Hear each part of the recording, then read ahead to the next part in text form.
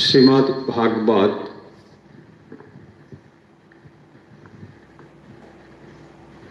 যেখানে ভগবানের অপূর্ব লীলা কথা জ্ঞান ও ভক্তির অপূর্ব সংমিশ্রণে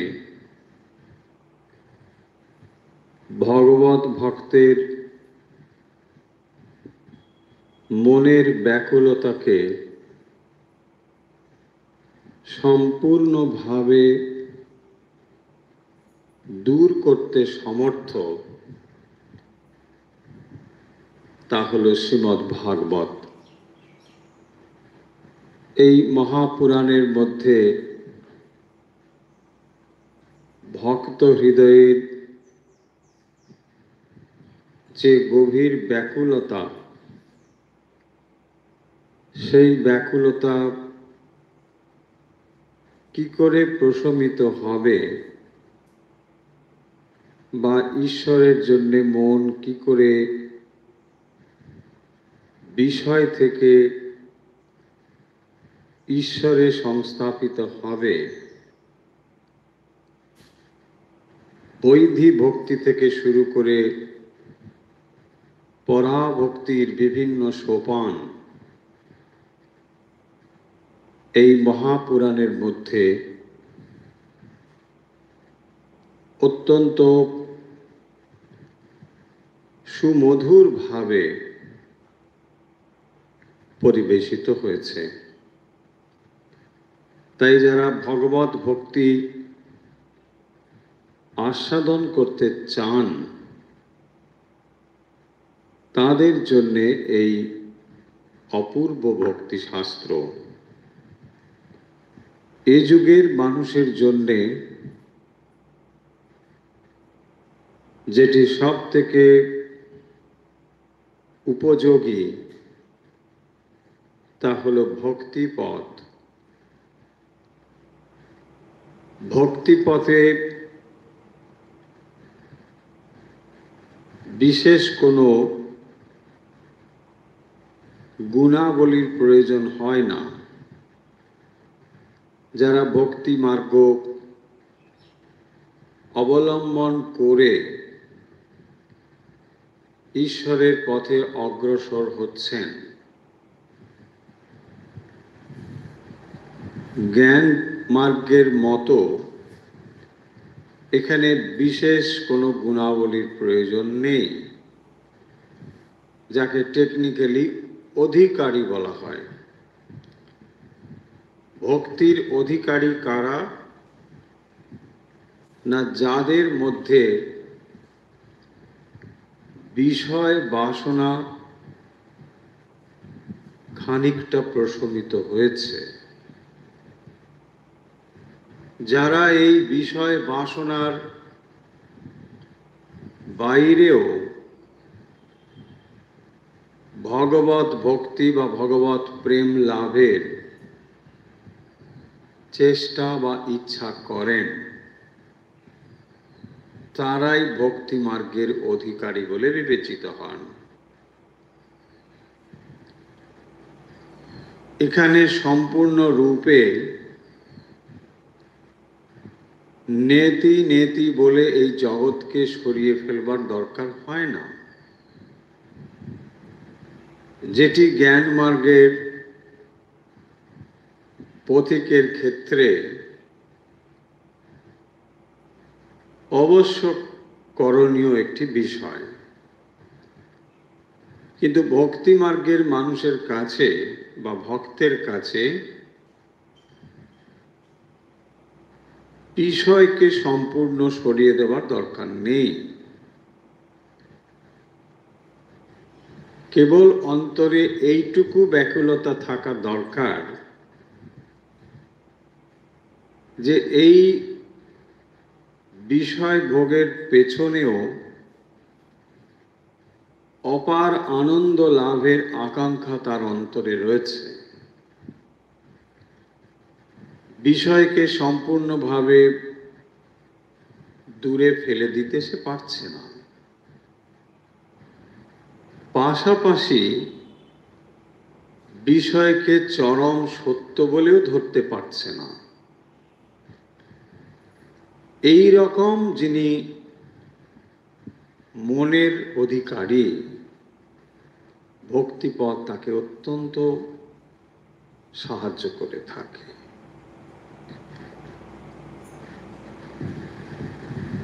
একদিকে জগৎ সংসারে যত সময় পর্যন্ত আমরা রয়েছি, জগৎকে যত সময় পর্যন্ত আমরা ব্যবহার করছি, তাত্ত্বিক দিক থেকে জগৎ নেই এই বিশ্লেষণ আমরা করতে পারি,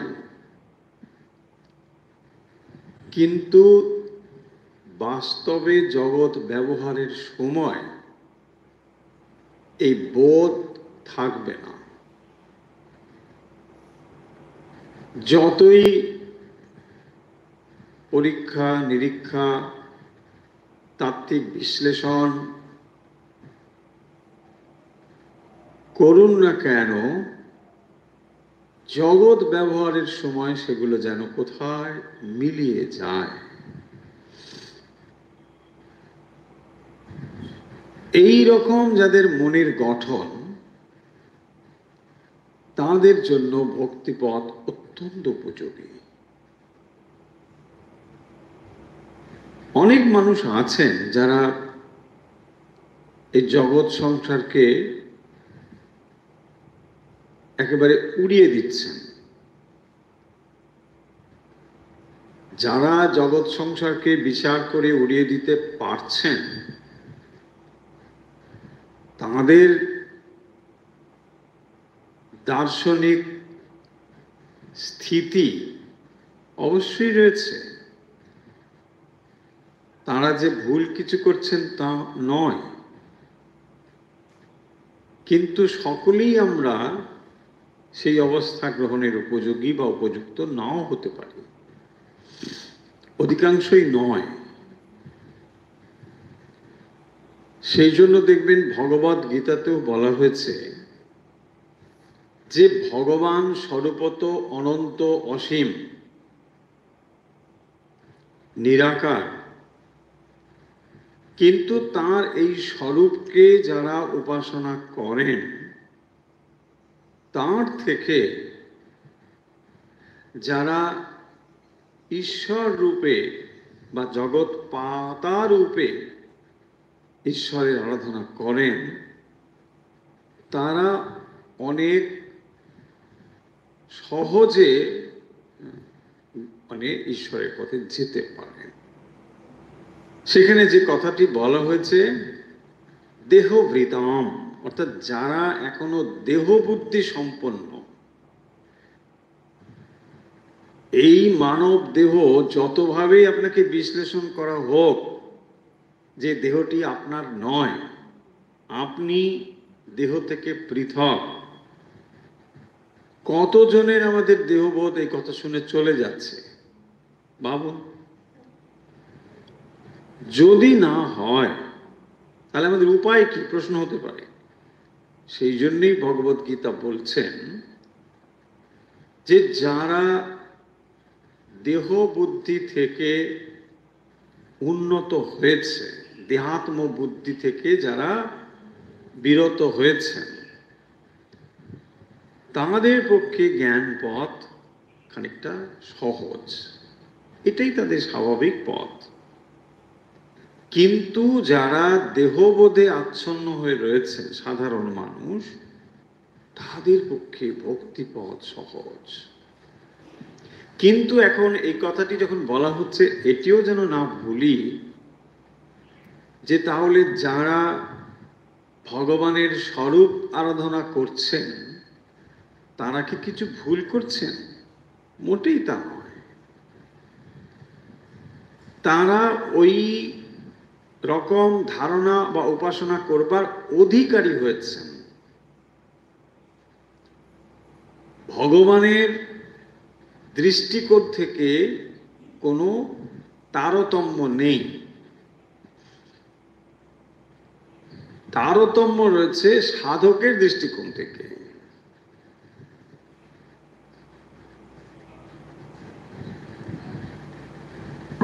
যখন আমরা শিশু পাঠ্যের বই দেখি, সেখানে দেখবেন নানা রকম ছবি টবি দিয়ে বইগুলো লেখা হয়।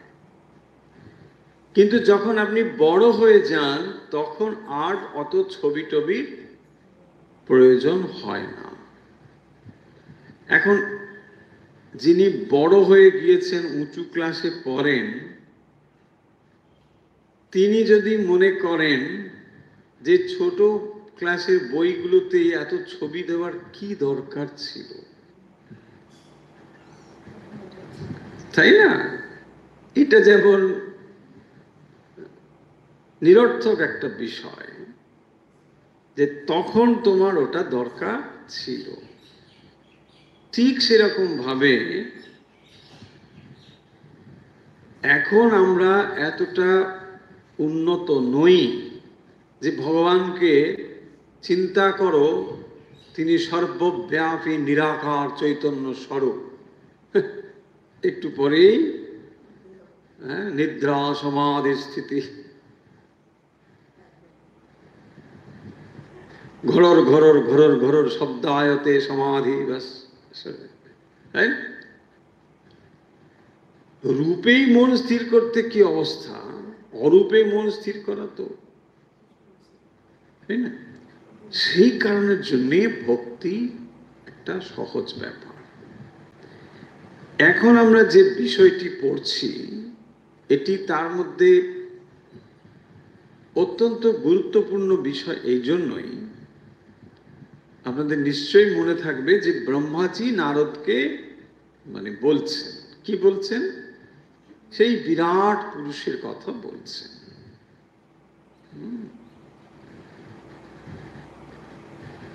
এই বিশ্ব ব্রহ্মাণ্ড বা এক কথায় আমরা যে জগৎকে দেখছি, এই জগৎকে যেন চরম সত্য বলে না মনে করি। দেখুন, এই বিরাট রূপের তাৎপর্যটা কি? মনে হতে পারে যে এগুলো খালি একটা ছেলে মানুষিক কথা, ধর এইটা চোখ, ওইটা মাথা, এই তার নাক, ওইখান থেকে রোম কূপ বেরোচ্ছে, এই তো এখানে রয়েছে সব এই কথাগুলো। নদ নদী তার নাড্যা, নাড়ি নাড়ি সমূহ তার, এইসব কথা রয়েছে, আসছে সেসব। যে এগুলো কেন বলা হচ্ছে, তাই না? এগুলো আমাদেরকে একটা তাক লাগিয়ে দেওয়ার মতো ব্যাপার বলছেন যে সেই বিরাট পুরুষ, তুমি হাঁ করে শোনো, তাই না? কেন বলছে, সিগনিফিকেন্সটা কি? দেখুন, এই জগৎকে আপনি এক দৃষ্টিকোণ থেকে দেখতে পারেন, আবার এই জগৎকে অন্য দৃষ্টিকোণ থেকেও দেখতে পারেন। যখন আমরা দেহাত্ম বুদ্ধিতে আচ্ছন্ন হয়ে রয়েছি, তখন এই জগৎ সম্বন্ধে আমাদের যে ধারণা, সেগুলো সব স্থূল জিনিসের ধারণা হচ্ছে। আমি নিজেকে দেহ ভাবছি, এই জগতে যত সবই এক একটা দেহ বলেই ভাবছি। নারী হোক, পুরুষ হোক, অন্য জীব হোক, যা হোক, সবই দেহ। এই দৃষ্টিকোণ থেকে আমি জগৎকে ব্যবহার করে চলেছি।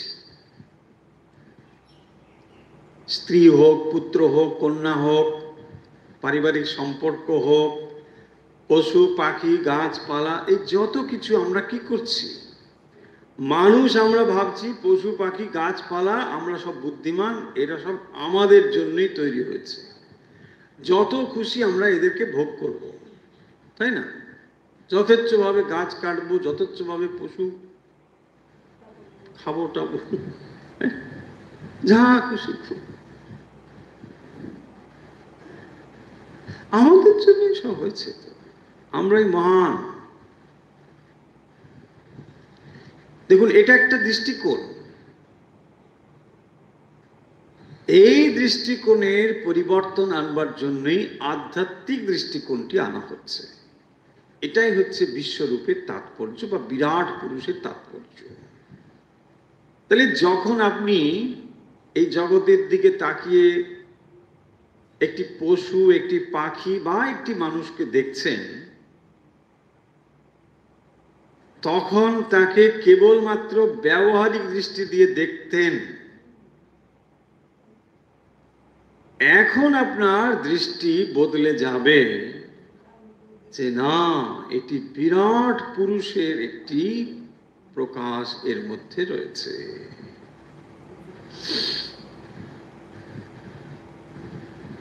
একটা গভীর ব্যাপার এখানে রয়েছে।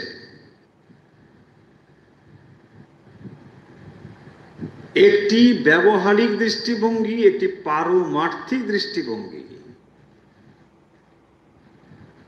ব্যবহারিকভাবে আপনি তফাৎ দেখতে পাচ্ছেন, শত্রু মিত্র, প্রিয় অপ্রিয়, ভালো মন্দ, কত রকম ভাবে সাজানো এই সব পৃথিবীর নানা জিনিসপত্র। কিন্তু সকলের মধ্যেই সেই বিরাট পুরুষ রয়েছে। এবার দেখুন, যখন এই আধ্যাত্মিক সত্যটি আপনি উপলব্ধি করতে পারবেন, এখন শুধু শুনছেন, তখন আপনার দৃষ্টিকোণ থেকে শত্রু মিত্র এসব চলে যাবে কিনা? একটি গাছ, সেটিও সেই ভগবানের রূপকে তুলে ধরছে। এই বোধ যদি আপনার হয়, তাহলে তাকে হয়তো আপনি কাটবেন, নিশ্চয়ই আপনার কর্তব্য যা সেটাকে করবেন, কিন্তু দৃষ্টিকোণটা একেবারে আলাদা হয়ে যাবে। জগৎ ব্যবহারটাই বদলে যাবে। দেখুন, এই আধ্যাত্মিকতা মানে আপনার ব্যক্তিত্বের মূল জায়গাতে চলে যাচ্ছে। এইটা করো না, সেটা করো না, এটা একটা দৃষ্টিভঙ্গি, নীতি। তুমি এটা করবে না, এটা করবে না। কেন করব না? এটাই সেই বিরাট পুরুষ। এই বোধ যদি আপনার হয়, তাহলে ঠাকুর ঘরে বসে আপনি যে পুজো করছেন, সেটি রাম হোক, নারায়ণ হোক, শিব হোক, যাই হোক, যে কোনো রূপ ভগবানের। আর যখন আপনি জগৎ ব্যবহার করছেন, এই দুটোর সঙ্গে সামঞ্জস্য তৈরি হবে যদি আপনার ভিতরে এই বোধ তৈরি হয় যে যে শিবকে আমি এখানে পুজো করি, সেই শিব ওখানেও রয়েছে।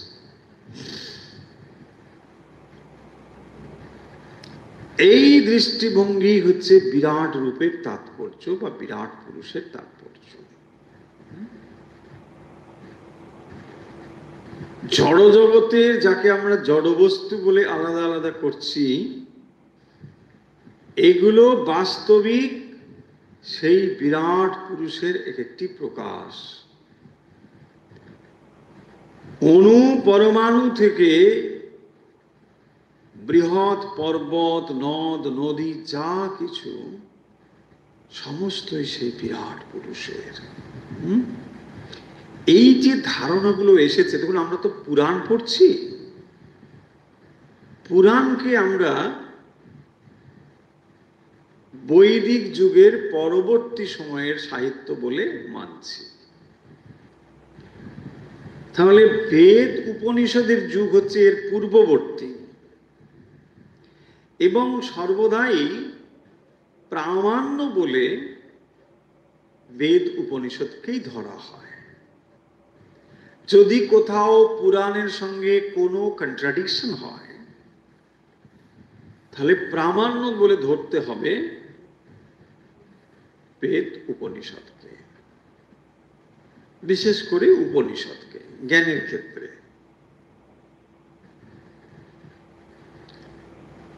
কারণ এই সব বিষয়ে উপনিষদ হচ্ছে প্রামাণ্য। পুরাণের যে সমস্ত কাহিনী দেখবেন, ওখানে গল্প কাহিনী যাচ্ছে, কিন্তু তত্ত্ব ছুঁয়ে ছুঁয়ে যাবে উপনিষদকে, কখনো সেটা তার থেকে পৃথক হবে না। এই যে বিরাট পুরুষের ব্যাপার এখানে বলা হচ্ছে, এটি একটা কল্পনা নয়। হতে পারে না, আমরা ভাবতে পারি যে ব্যাসদেব একটা কল্পনা করে একটা বিরাট জিনিস ধারণা আমাদের কাছে নিয়ে আসছে, এই নদী হচ্ছে বলে আমিও কল্পনা করে সেটাকে খানিকটা আরো বাড়িয়ে টাড়িয়ে এটা করতে পারতাম। হচ্ছে ব্যাপারটা ঠিক তা নয়, এটা কোনো নিছক কল্পনা নয়, তাই না? এখন থিমের পুজো আসছে, থিম সামনে পুজো, থিমের পুজো। থিম মানে কি? সেটা কল্পনা। পুজো হচ্ছে, দেবী দুর্গা ওইদিকে দাঁড়িয়েছেন, একজন বসে বসে খানিকটা মানে অলস ভাবে বসতে বসতে খানিকটা চিন্তা করছে, যে একঘেয়ে হয়ে গেছে, রোজ দেবী দুর্গা ওইদিকে দাঁড়িয়ে থাকেন, এটা মহিষাসুরকে এরকম করে যাচ্ছেন, সেই 50 বছর আগেও দেখছিলাম ওই কাণ্ড, আমরা তাহলে করলাম কি, তাই না? আমাদের ক্লাবের পুজো আলাদা রকম করতে হবে, আমি দেবী দুর্গাকে এরকম করব না, তাকে আমি অন্যরকম করব বলে তিনি সেই কমলাকান্তের দপ্তরের আফিং খাওয়ার মতন খানিকটা রকম। কমলাকান্তর যা বলে কোনো সমস্যা নেই, কারণ আফিং খেয়েছে। বঙ্কিমচন্দ্র তো সাহিত্য সৃষ্টি করছেন, মানে তিনি যেহেতু অইভেন খেয়েছেন বলছেন, তাহলে তার কথাটা খুব বেশি গুরুত্বের সঙ্গে ধরা যাবে না। আসলে তিনি ওই করে বাংলা সাহিত্যে একটা বিরাট জিনিস তৈরি করছেন, মানুষকে কি করে কোন জায়গায় আঘাত করতে হয়। তো দেখুন ব্যাপারটা কি না, এটা এরকম নয় যে কেউ কল্পনা করলেন এবারে আমাদের প্যান্ডেলটা হবে না এই থেকে বলে মাটির ভাঁড় শুরু করে দিল, এটা এরকম নয়। এই যে বিরাট পুরুষ, এটি কাল্পনিক ব্যাপার নয়, এর পেছনে যে উপনিষদ রয়েছে, এর পেছনে যে বেদ উপনিষদের উপলব্ধি রয়েছে, সত্য রয়েছে, সেটি আজকে আপনাদের কাছে উপস্থাপন করবার জন্যই এতগুলি কথা বললাম। কারণ যেহেতু দেখুন পুরাণ পড়ছেন, একটু গভীরে গিয়ে ব্যাপারগুলো জানতে হবে। পুরাণ ওভাবেও পড়া যায়, মানে কিছু এরকম জ্ঞান বিশ্লেষণ না করে বলে দাও, আর আপনার হা হা মানে র বললেই আপনি রাম দেখছেন, সেটা যদি এরকম হয় কিছু করার নেই। ক বললেই আপনি কৃষ্ণ শুনছেন, দেখুন সেরকম হয়ে গেলে পরে কিছু করার। কিন্তু যদি অতদূর না হয়, তাহলে তো আপনার মনে প্রশ্ন উঠতেই পারে যে কেন এই ব্যাপারগুলো হচ্ছে। ঋগ্বেদ হচ্ছে সব থেকে পুরনো বেদ, ঋগ্বেদ। ঋগ, এই ঋগ্বেদের মধ্যে পুরুষ সুক্তাম বলে একটি সুক্তাম রয়েছে, আপনাদের মানে হয়তো এর সঙ্গে পরিচয় ঘটেছে। এটি সুক্ত মানে আমাদের প্রথম পাতে যেটা দেওয়া হয় এটা কিন্তু সেটা না, হ্যাঁ মাঝখানের দিকে বলছি বলে বলে মাঝখানে যেটা দেয় সেটাই, সেটা না, তাই না? উচ্ছে টুচ্ছে দিয়ে বেগুন টেগুন দিয়ে একটা যে হয়, ওইটা হচ্ছে সুক্ত, আর এইটি হচ্ছে সুক্তম। বলছে এটা ম একটু জুড়ে দিলেই তো সংস্কৃতম, তো সেরকম বলে সুক্তম। এইটি হচ্ছে সুযুক্ত উক্তম, সুযুক্ত উক্তম, সুক্তম, এটা সুটা দীর্ঘ আছে, সুক্তম, সুযুক্ত উক্তম, সুক্তম, পুরুষ সুক্তম। তাহলে আশা করি সুক্তের সঙ্গে এর কোনো মিল নেই, এটা বুঝতে পেরেছেন। বুঝছি না, ওই যে সুক্ত হয়, কি সুক্ত করেছিল, পুরুষ সুক্ত, নারায়ণ সুক্ত। হ্যাঁ বলছে প্রথম তো দেওয়া হলো নারায়ণ সুক্ত, নারায়ণ সুক্ত, বলা যায় না কত রকম। দেখুন, পুরুষ সূক্তমে প্রথম যে মন্ত্রটি বলছেন না, সহস্র শীর্ষা পুরুষ সহস্রাক্ষ সহস্রপাত স্বভূমিম বিশ্বত বৃত্তা অত্যতৃষ্ট দশাঙ্গুলম, এটা বিখ্যাত একটি মন্ত্র পুরুষ সূক্তমে, মানে প্রথম যে মন্ত্রটি, সহস্র শীর্ষা পুরুষে। তাহলে ওই ঋগ্বেদে সেই বিরাট পুরুষকে বলা হয়েছে তার অনন্ত মস্তক। সহস্র শীর্ষা, এখানে সহস্র মানে অনন্ত, মানে গুনে গুনে 1 2 3 4 হাজার এরকম। হ্যাঁ, আমরা কথায় অনেক সময় বলি না, হায় ওকে 1000 বার বললাম কিছুতেই শুনছে। তা 1000 বার মানে কি? 1000 বার গুনে গুনে 1000 বার বলেছে? অনেকবার। এটার অর্থ 1000 মানে এটা, লিটারেলি এখানে 1000 মানে 1000 মাথা, এটা না। সহস্র শীর্ষা পুরুষ, সেই বিরাট যে পুরুষ, তার মস্তক হচ্ছে অনন্ত।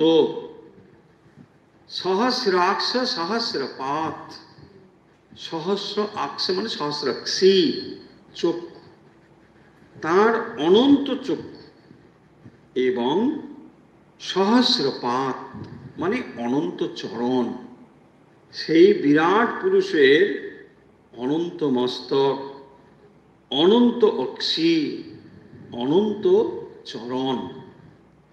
স্বভূমিম বিশ্বত বৃত্তা অত্যতিষ্ঠ দশাঙ্গুলম, এবং তিনি স্বভূমিম বিশ্বত বৃত্তা, এবং তিনি এই ব্রহ্মাণ্ডকে সর্বতোভাবে পরিবেষ্টন করে, এই বিশ্ব ব্রহ্মাণ্ডকে তিনি পরিবেষ্টন করে, বৃত্তা অত্যতিষ্ঠ দশাঙ্গুলম, তিষ্ঠা অতিতিষ্ঠা অত্যতিষ্ঠা, তো তিনি এই জগৎকে পরিব্যাপ্ত করে সর্বতোভাবে পরিবেষ্টন করে আছে, মানে তিনি অন্তরে বাহিরে সর্বত্র রয়েছে।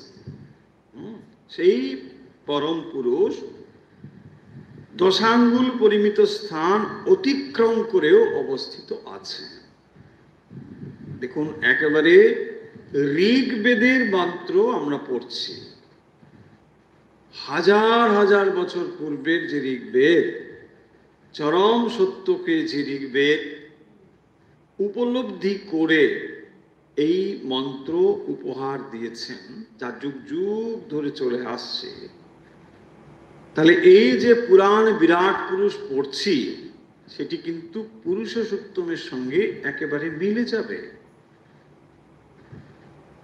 পুরুষ এবেদম সর্বম যদ ভূতম যচ্চ ভব্যম উতামৃতত্বে শেষানো যদন্নেনা তিরোহতি, পরের মন্ত্র।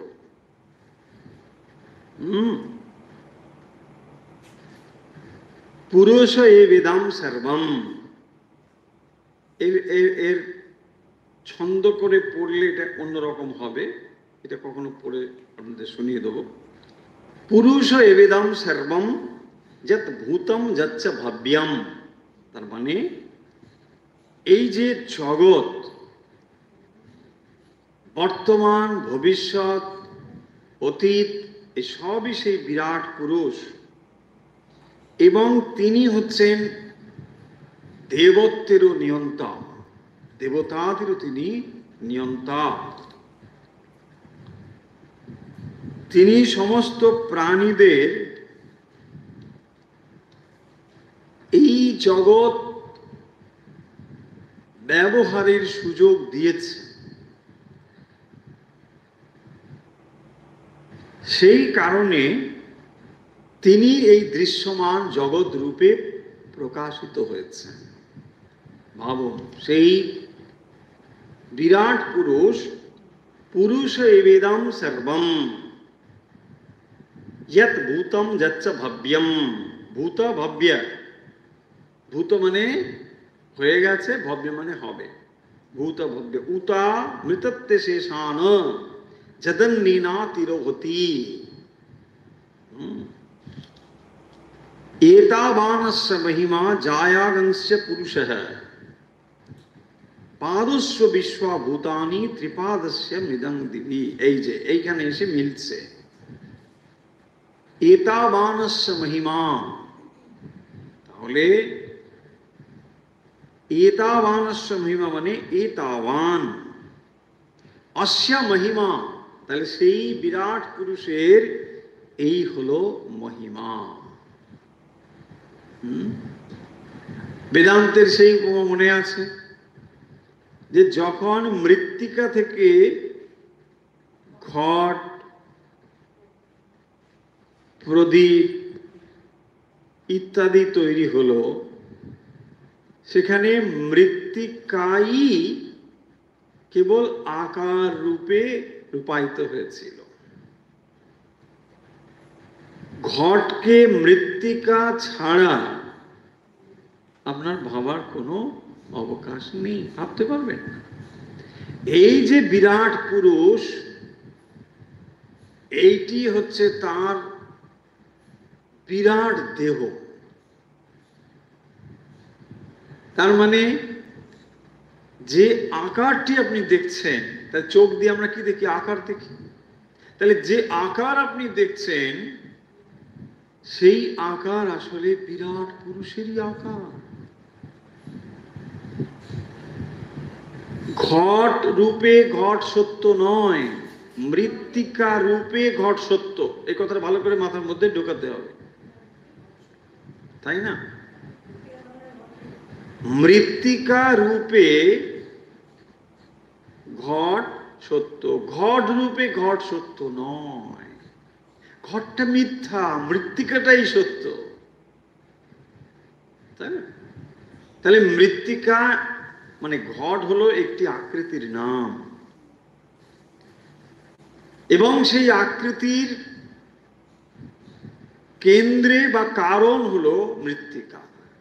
তাহলে এই জগতের যা কিছু দেখছেন, সূক্ষ্ম থেকে স্থূল, অণু থেকে বিশাল যা কিছু, সবই সেই বিরাট পুরুষের অভিব্যক্তি। সেই বিরাট পুরুষই আছেন, তাই না? সেই বিরাট পুরুষ ছাড়া আর কিছু আছে? বলছে আর কিছু নেই।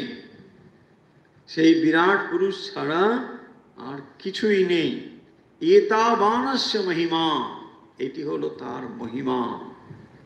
তিনি নিজেকে বিরাট রূপে প্রকাশিত করেছেন, এটাই হচ্ছে তার মহিমা। তিনি নিজেকে নানা রূপে প্রকাশিত করেছেন। জায়াংশ্চ পুরুষে, তো এইভাবে তিনি নিজেকে যখন প্রকাশিত করেছেন, পাদস্য বিশ্বভূতানি ত্রিপাদস্য মৃতং দিবি। পাদস্য বিশ্ব, সমস্ত জীব তার এক পাদ মাত্র, এক পাদ। সেই বিরাট পুরুষের এক পাদ হলো এই সমস্ত জীব। পাদস্য বিশ্বভূতানি ত্রিপাদস্য মৃতং দিবে, এবং তার অবশিষ্ট ত্রিপাদ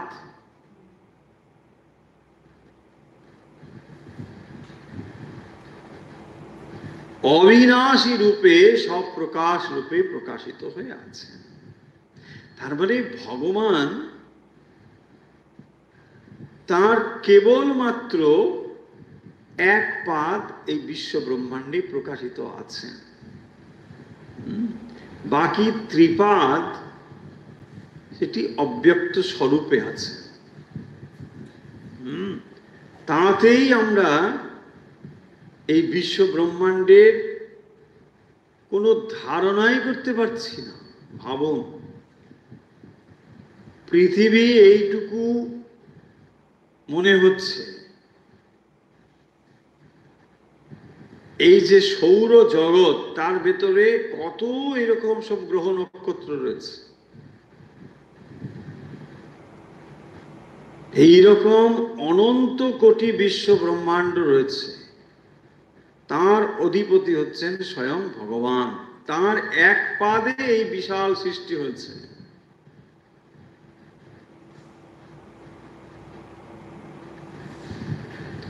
এবং তিনি এই সৃষ্টির মধ্যেই ওতপ্রোতভাবে জড়িয়ে আছেন। ত্রিপাদ ঊর্ধ্ব উদিত পুরুষ পাদস্যেহ ভবাৎ পুনঃ তত বিশ্বদ ব্যাক্রামত শাসনান শনে আবে। এটি পড়েই শেষ করব, আর ওদিকে যাব না। এটুকু হলেই আমাদের মোটামুটি চলবে। খুব বেশি পুরুষ রূপতমে থাকবো না, ওই অল্প একটু আপনাদের বলে দিলাম শুরুতেই, যে যেখানে বলছেন এই পুরুষ জগতের ঊর্ধ্বে বিদ্যমান, তিনি এই জগৎ সৃষ্টি করেছেন, কিন্তু এই জগতের দোষ গুণ কালিমার সঙ্গে কোনোভাবে লিপ্ত নন।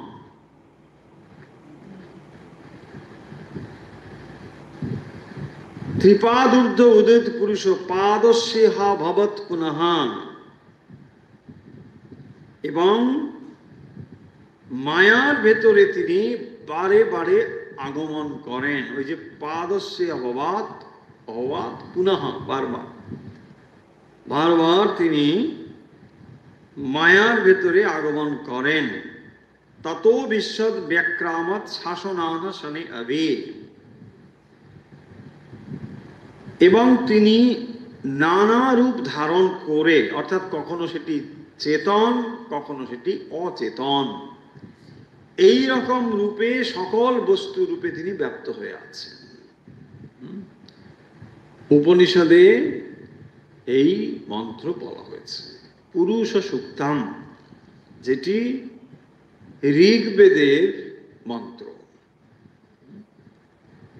ওম সহস্র শিরসা পুরুষা সহস্রাক্ষ সহস্রপাদ স্বভূমিম বিশ্বতো বৃত্তা উত্ততিষ্ঠ দশাঙ্গলম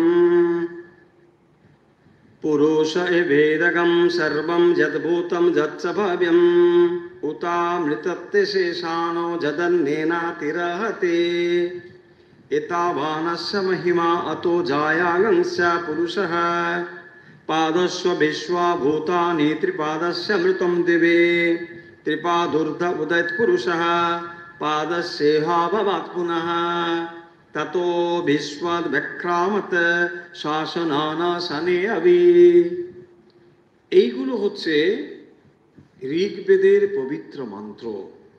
দেখবেন বড় বড় যে সমস্ত বৈদিক অনুষ্ঠান আদি হয়, সেখানে এই মন্ত্র উচ্চারণ অবশ্যই অবশ্যই হবে।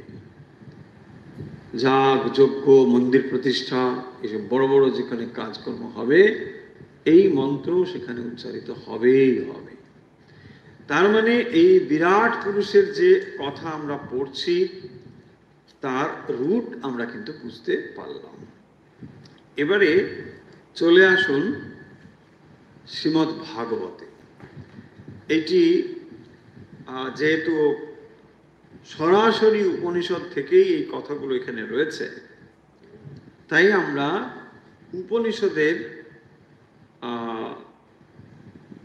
মূল জায়গাগুলো আপনাদের একটু ধরিয়ে দেওয়া হলো।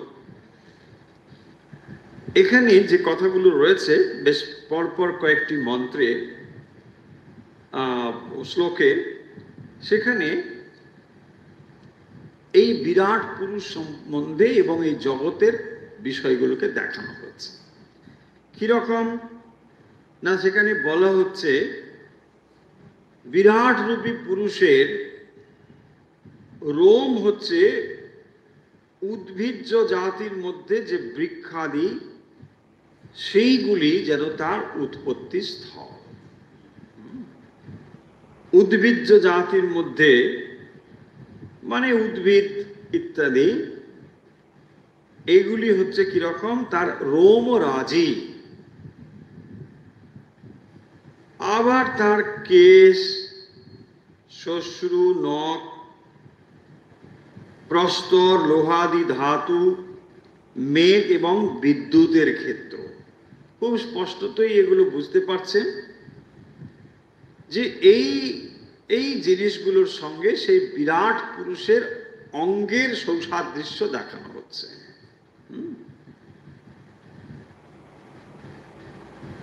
এই জগতে যে জিনিসগুলো দেখা যাচ্ছে, উদ্ভিদ থেকে শুরু করে, এগুলোর সঙ্গে সেই বিরাট পুরুষের কিরকম আকৃতিগত সাদৃশ্য রয়েছে।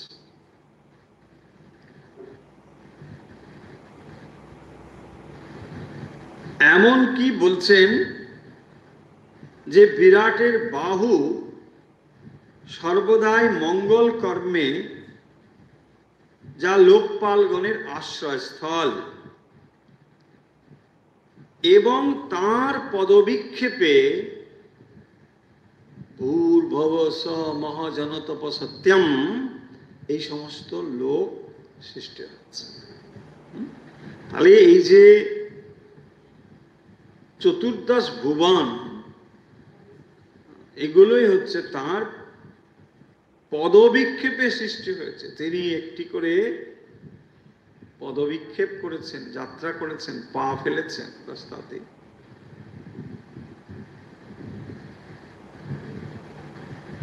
ভাব, আপনি যখন কাদার উপর পা দেন, একটা পায়ের ছাপ, বিরাট পুরুষের পায়ের ছাপে ভূর্ভুবঃ স্বঃ মহাজনতপসত্যম সৃষ্টি হয়েছে। সেখানেই এইসব চলছে। এবং মহলোক থেকে ওপরের দিকে ক্রমশ ক্রমমুক্তির দিকে যায়।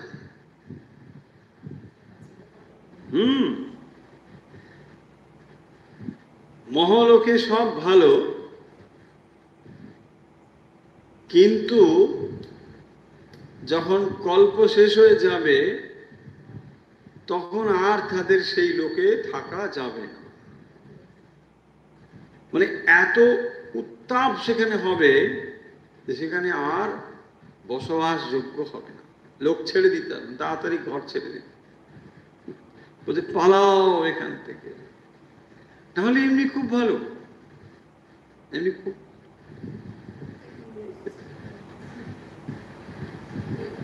ওখান থেকে ক্রমমুক্তি হয়। থাকতে থাকতে এবারে সত্য মানে যে চলে যাবে, মহ তারপরে জনলোকে যাবে, এরকম করে করে ওপরের দিকে যাবে। আপনি ভাবুন না, এই যারা টাওয়ারে থাকে, অনেকে আবার ভাবছে যে আমিও টাওয়ারে থাকি। ঠিক আছে, যেখানে খুশি থাকুন। ওপরে যারা আছে তারা হাওয়া বাতাস টাতাস খুব ভালো পায়, তাই না? খুব আনন্দে আছে। কিন্তু সমস্যা আছে ভূকম্প, তখন কিন্তু মুশকিল। ঠিক সেই রকম এই যে লোকগুলো, ওর অনেক সুবিধা আছে। মহলোকে ক্রমমুক্তি মানে ওখান থেকে ওপরের দিকেই আস্তে আস্তে আস্তে আস্তে ক্রমমুক্তির দিকে যাবে। একেবারে সত্যম পৌঁছে গেলে আর ভয় নেই। সত্যলোক মানে ভগবত প্রাপ্তি, ওখানেই হবে। কিন্তু না হলে ওই লোকগুলোর এই সমস্যা আছে। তো এই যে লোক ভূর্ভুবঃ স্বঃ, এগুলি কি বলছেন? তার পদবিক্ষেপে এগুলো সব হয়েছে।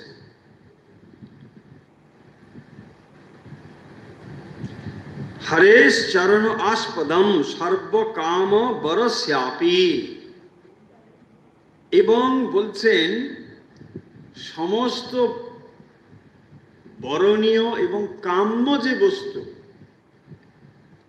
এই জগতে কাম্য বস্তু রয়েছে, সমস্ত কাম্য বস্তু বরণীয় বস্তুর আশ্রয় হচ্ছেন ভগবানের শ্রীচরণ।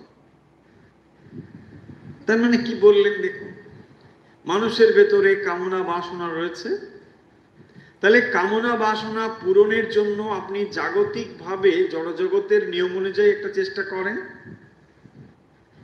আপনাকে এই অধ্যাত্ম বিজ্ঞান বলছেন চাইতে যদি হয় ভগবানের কাছেই চাও। কিরকম না, কাম্য এবং বরণীয় বস্তুর আশ্রয় হচ্ছেন তার শ্রীচরণ। সেই পরম পুরুষের শ্রীচরণ। দেখুন, তাহলে সমস্ত কিছু বস্তুর ভগবানের শ্রীচরণেই রয়েছে। তার কাছে যদি বস্তু চাইতে হয় তাকে চান, তার শ্রীচরণেই আশ্রয় করুন, তাহলে সব প্রাপ্ত হবেন। অপাম বীর্যস্য স্বর্গস্য পর্জন্যস্য প্রজাপতেঃ পুংস শিষ্ণ উপস্থস্তু প্রজাপত্যানন্দ নিবৃতে। সেই বিরাট পুরুষের সঙ্গে এই জগতের যে অভিব্যক্তি কিভাবে সেটি প্রকাশিত হয়েছে এটি দেখাচ্ছে। এবং এই মানব দেহটি সেই ভগবানের একটি আনন্দময় প্রকাশ। তাহলে এই দেহকে আমরা জড় জগতের আকর্ষণে একরকম ভাবে ব্যবহার করতে পারি, আবার সেই মানব দেহকেও আমরা উচ্চ দৃষ্টিকোণ থেকে ব্যবহার করতে পারি। তাই দেখুন এখানে কি বলছেন, যে বিরাট পুরুষের শিশ্ন হলো জল, বীর্য মেঘ প্রজা সৃষ্টির স্থান, তার জননেন্দ্রিয় সন্তান সৃষ্টিরূপ আনন্দের উৎস। যেগুলোকে আমরা জড় জগতের বিষয় হিসেবে খুব নিম্নভাবে ব্যবহার করি, সাধারণ ক্ষেত্রে বলছি, সেগুলোকেও ভগবানের পরম প্রকাশ, সর্বোচ্চ আনন্দময় প্রকাশ। তাহলে এই বোধ যদি কারোর ভেতরে আসে, তাহলে দেখুন এই জগতের ধারণাটাই তার কাছে বদলে যাবে, তাই না? সেই জন্য বলছেন মেঘ প্রজা সৃষ্টি স্থান বীর্য জননেন্দ্রিয়। মানুষ যেগুলোকে খুব নিম্নভাবে ভোগ্যবস্তু বলে মনে করে এবং ওখানেই লিপ্ত হয়ে থাকে, ভগবান বলছেন এটি প্রজা সৃষ্টির একটি পথ, এর ভেতরে আমি আছি। দেখ, তিনি সৃষ্টি হয়ে চলেছেন, একটার পর একটা তিনি প্রকাশিত হয়ে চলেছেন। সেই আনন্দ সৃষ্টির ধারাকে মানুষ বহন করে চলে। এবং এই যে দেহ, সম্পূর্ণ দেহ, আপনার যে কোনো অংশ, যেগুলোকে আমরা গোপনাঙ্গ বলি বা ইত্যাদি, সমস্তই সেই দেবত্বের প্রকাশ। দেবতা ছাড়া, দিব্য ভাব ছাড়া এই দেহের কোনো অংশই নেই, এই হচ্ছে তাৎপর্য। তাহলে দেখুন, যখন আপনি এটিকে না জেনে ব্যবহার করেন তখন দৃষ্টিকোণ একরকম, আবার এটাকে জেনে যখন আপনি করছেন তখন পুরো আলাদা জিনিস, সম্পূর্ণ আলাদা জিনিস, তাই না? মানুষ এই তত্ত্বটা জানে না বলে এখানে বদ্ধ হয়ে যায়, তত্ত্বটা জানে না বলেই বদ্ধ হয়ে যায়। সেই তত্ত্ব জেনে বলছেন ওখানেও ভগবানের প্রকাশ। এমন কি বলছেন, সেই বিরাট পুরুষের পায়ু যম মিত্র নামক দেবতাদ্বয়ের মলত্যাগের স্থান। দেখুন, এগুলোকে আমরা কি ভাববো, জানি কি সব কি কথা বলছে না, মানে এইটুকু দেখানো হচ্ছে যে আপনার দেহ বলতে আপনি যা বোঝেন, এই সমগ্র দেহ দেবতাদের অধিষ্ঠান। কত পবিত্র একটি মন্দির, যে মন্দির বলা হয় না, একেবারে আক্ষরিক অর্থেই মানব দেহ একটি মন্দির।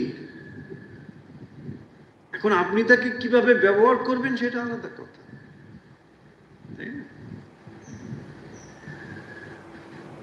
চামচিকে সেখানে যদি হানা দেয় বিষ্ঠা মল ফেলে রাখে, মন্দির অপবিত্র হতে পারে, সেটা আলাদা দিক। যদি আপনি অনুভব করেন এখানে মাধব আছে, তাহলে এই দেহ পবিত্র একটা জায়গা। এবং ভাবুন, এই দেহেই ভগবান লাভ হয়, এই মানব দেহেই তো ভগবান লাভ হয়।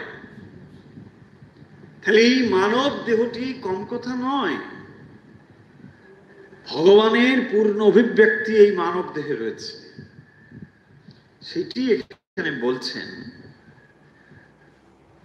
বিরাট পুরুষের পৃষ্ঠভাগ হচ্ছে পরাভব অধর্ম, তমগুণ জনিত অজ্ঞানতার অন্ধকারের স্থান। বিরাট পুরুষের পৃষ্ঠভাগ। আর তার দেহ অভ্যন্তরে যে নাড়ি, একটা মানব দেহ, সেটিকেই যেন ভাবা হচ্ছে, এবং তার নাড়ি হচ্ছে নদ নদী, অস্থি সমূহ পর্বত সকলের স্থান। অস্থি, যার উপরে এই মানব দেহ, তার নাড়িগুলো যেন নদ নদী রূপে প্রকাশিত হচ্ছে। তাহলে মনে মনে আপনি একটা বিরাট পুরুষের রূপ পাচ্ছেন। সেই বিরাট পুরুষ যেমন বাইরে প্রকাশিত আছেন, তিনি আবার এই দেহ মন্দিরেও আছেন। তার তেজ অংশ থেকে অক্ষি, শ্রবণেন্দ্রিয়, সমস্ত ইন্দ্রিয় শক্তি রূপে তিনি প্রকাশিত হয়ে আছেন।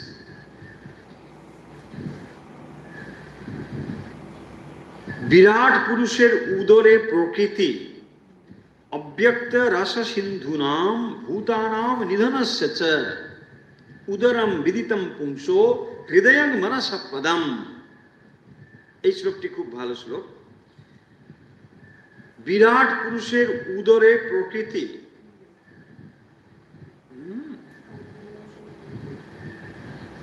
তাহলে যাকে আমরা ব্যক্ত এবং অব্যক্ত রূপে বলি, এই যে ব্যক্ত প্রকৃতি, সেও এই বিরাট পুরুষের মধ্যেই আছেন। বিরাট পুরুষের উদরে প্রকৃতি খাদ্য রস সমুদ্রের স্থান, এবং এখানেই প্রাণী জগৎ লয় প্রাপ্ত হয়। তাহলে এই বিরাট পুরুষের উদর ভাবুন, তার ভেতরেই আপনি আছেন। ব্রহ্মাণ্ড ছিল না যখন, মুন্ডমালা কোথা পেলি।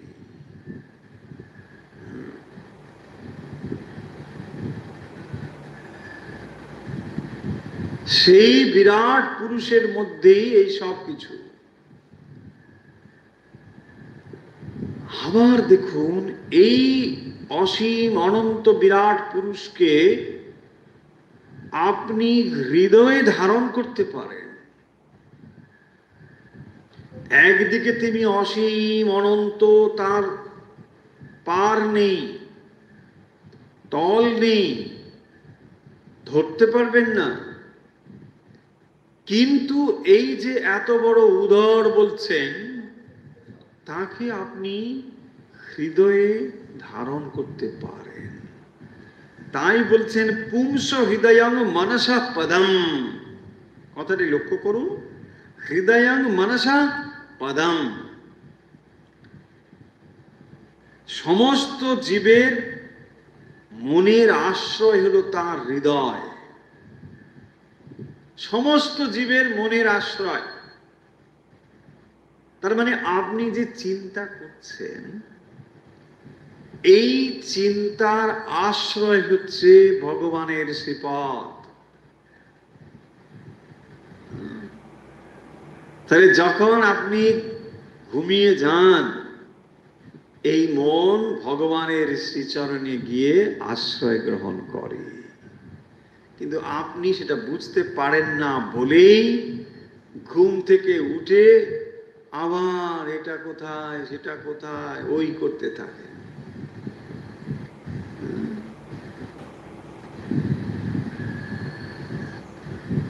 সম্পূর্ণ মনোনাশ যখন হয়, সেই মন তখন এই বিরাট পুরুষের হৃদয়ে গিয়ে মানে ওই সেখানেই স্থান প্রাপ্ত হয়।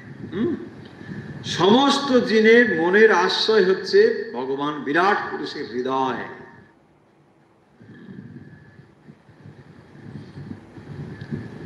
তাহলে আপনার মনের সঙ্গে ভগবানের হৃদয়ের যোগ আছে।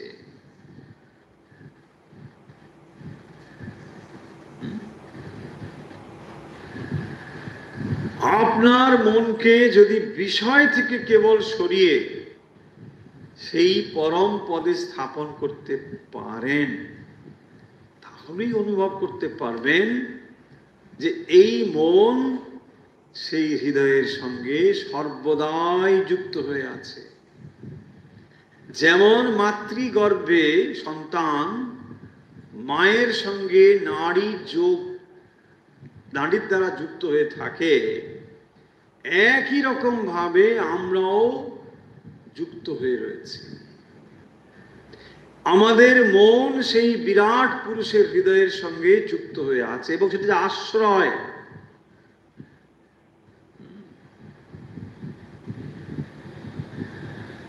আপনি যখন জেগে ওঠেন, বিচ্ছিন্ন সত্তায় যেন আপনি সত্তাবান হয়ে সূক্ষ্ম থেকে স্থূলতে ধারণ করেন। আবার যখন এটি লয় প্রাপ্ত হয়, যখন আপনি গভীর নিদ্রায় আচ্ছন্ন হন, সুষুপ্তিতে যখন যান, তখন এই বিশ্ব মন, আপনার যে মন, সে ওই ভগবানের হৃদয়ে গিয়ে আশ্রয় গ্রহণ করে।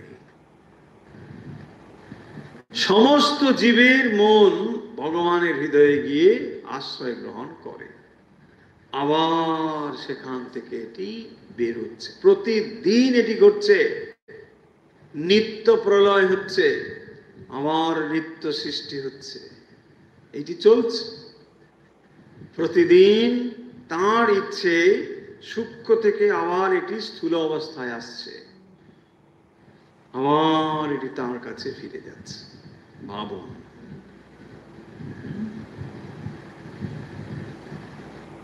একটা জিনিস ক্রমশ সূক্ষ্ম হতে হতে লয় প্রাপ্ত হলো, আবার প্রতিদিন প্রভাতে সেটি যেন ফুটে যাচ্ছে, বড় একটা ফুল ফুটছে, আবার গুটিয়ে গুটিয়ে আস্তে আস্তে সেই কারণে গিয়ে লয় হচ্ছে।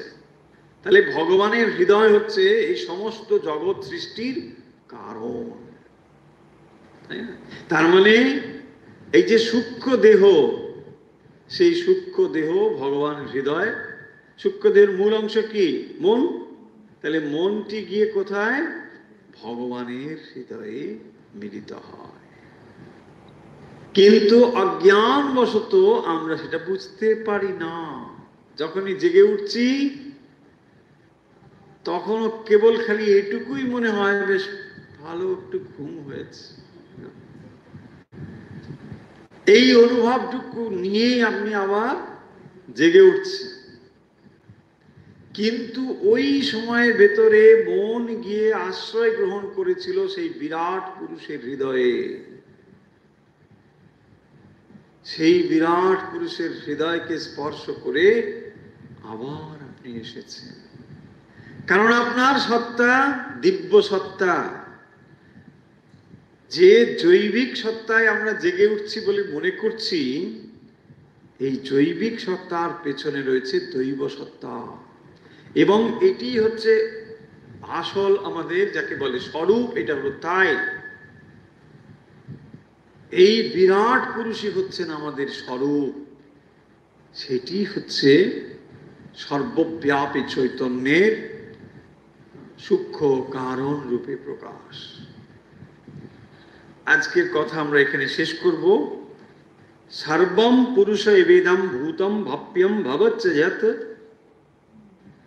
তেরে দমাবৃতম বিশ্বম বিতস্তি অধিতিষ্ঠতি। ওই যে মন্ত্রটি আমরা পড়লাম, যচ্চ ভূতা ভব্য দেখুন ঠিক একই শব্দ এখানে রয়েছে। সর্বম পুরুষ এবেদম ভূতম ভব্য ভবশ্চ যত, সমস্ত, অর্থাৎ এই বিরাট পুরুষ, তিনি সমস্ত বিরাট পুরুষ, যেমন মানুষের মনের একটা আশ্রয় বলা হলো হৃদয়, ভগবানের হৃদয় হচ্ছে মানুষের সর্বজীবের মনের আশ্রয়, ঠিক একই রকম ভাবে তিনি ভূত ভবিষ্যৎ বর্তমান সব কিছুরই, অর্থাৎ বিরাট পুরুষ ছাড়া আর কিছু নেই, একমাত্র তিনি আছেন। তাহলে আপনার অস্তিত্ব ভগবানের অস্তিত্ব, আপনার দেহ ভগবানের দেহ, আপনার শ্বাস ভগবানের শ্বাস, আপনার চোখ মেলা বদ্ধ করা সবই তাঁর। আপনি যখন নিদ্রিত যান, যখন জেগে ওঠেন, তখন সেটা তাঁর অভিব্যক্তি। ভাবুন, এইভাবে যদি আপনি এটাকে ভাবতে পারেন, তাহলে সেই বিরাট পুরুষ সর্বদাই আপনার সঙ্গে রয়েছে। পুরো ব্যবহার, আপনার ব্যক্তিত্ব সব পরিবর্তিত হয়ে যাবে যদি এই ভাব আপনি গ্রহণ করতে পারেন। সেই কারণের জন্য দেখবেন এই শাস্ত্রগুলোর তাৎপর্য হচ্ছে এইটি। কাউকে এটি ভুল বোঝাচ্ছে না, আর এদের ভুল বোঝানোর কোনো প্রয়োজনও নেই। যেটি সত্য, সেই চরম সত্যটিকে সবার সামনে তুলে ধরা হচ্ছে। আপনি যেভাবে নিতে পারেন, যদি আপনি বেদান্তের দৃষ্টিভঙ্গিতে নেন, তখন আপনাকে একরকম বিচার পদ্ধতি দিয়ে সেটাকে বোঝানো হয়েছে। আর যদি বলেন আমি দ্বৈত ভাব নিয়ে এটাকে বুঝতে চাই, বলছেন হ্যাঁ, তাহলে দেখো এই বিরাট পুরুষ, দ্বৈত ভাবে দেখো এই জগৎ সৃষ্টি হয়েছে, সৃষ্টি হলে সৃষ্টিকর্তা রয়েছেন, আর সেই সৃষ্টিকর্তা তোমার ভেতরে কেমন ভাবে কাজ করে চলেছে। তুমি এই দেহটাকে আমি আমি করছো, কিন্তু তিনি এই দেহের ভেতরে আসলে পরিপূর্ণভাবে রয়েছে, তাই না? তিনি রয়েছেন, একমাত্র তিনি রয়েছেন। আপনি যদি ডাক্তারের কাছে যান, আর ডাক্তার যদি আপনাকে খুব মজা করে করে বলেন যে না, তোমার না কোনো অসুখ টসুখ কিচ্ছু নেই, কি ভালো তোমার ক্যান্সার হয়েছে ভাই, কি ভালো, কি ভালো, সবার তো হয় না, তোমার হয়েছে, তুমি খুব ভালো। আচ্ছা, এটা আপনার হয়তো শুনতে খানিকটা ভালো লাগবে, কিন্তু আসলে কি কিছু কাজ হবে? সেই জন্য শাস্ত্র প্রয়োজন হলে, শাস্ত্র দেখবেন শাসনাৎ, শাসন, শ্বাস ধাতু আছে। শাস্ত্র যেটা দরকার সেটা বলবে। সেই ডাক্তারবাবুকে আমরা সম্মান করব, যা আমার যদি দরকার হয় একটা অঙ্গ কেটে দিতে, তিনি হয়তো সহানুভূতি দিয়ে বলতে পারেন, এটা আলাদা কথা, কিন্তু অঙ্গটা কাটতে হলে কাটতেই হবে। সেটা যদি একমাত্র চিকিৎসা হয়, তিনি সেটা করবেনই। তিনি কখনোই সেটা বলবেন না যে না না, এসব কিচ্ছু করতে হবে না, তুমি না খুব ভালো আছো, যা খাচ্ছ খেতে থাকো, যা, তাতে কি হলো, আমার ভালো লাগলো। দেখুন, তার আমি যেটা শুনতে চাই সেইটা যদি বক্তা বলে, কি ভালো বলেছেন, কিন্তু যেটা আমার উপকারে লাগবে তিনি যদি সেটা না বলেন, তাহলে তার কর্তব্য করা হলো। আমাকে প্রস্তুত থাকতে হবে, ডাক্তারবাবু যা বলবেন আমি শুনবো, সেটা যদি তেতো হয়, তাই না? এই হচ্ছে শাস্ত্র। শাস্ত্র সেই জন্যে আপনি পছন্দ করবেন না করবেন সেভাবে সে কম্প্রোমাইজ করবে না, সত্যটা বলে দিচ্ছে। অনেক সময় দেবেন ভালো লাগছে বা কি ভালো লাগবে, তার আপনাকে ওইরকমই বলতে হবে, দাদা আসুন আসুন আসুন, কি ভালো রোগ করেছেন, কত ভালো। তার দেখুন, আপনি এটা শুনতে চান, ওইটা যদি শাস্ত্র বলে কি মানে দারুণ ব্যাপার, শাস্ত্র কিন্তু সত্যটাকে বলবেন। সেটা কখনো ভালো লাগতে পারে, মন্দ লাগতে পারে। চলুন তাহলে আজকের কথা আমরা এখানে শেষ করলাম।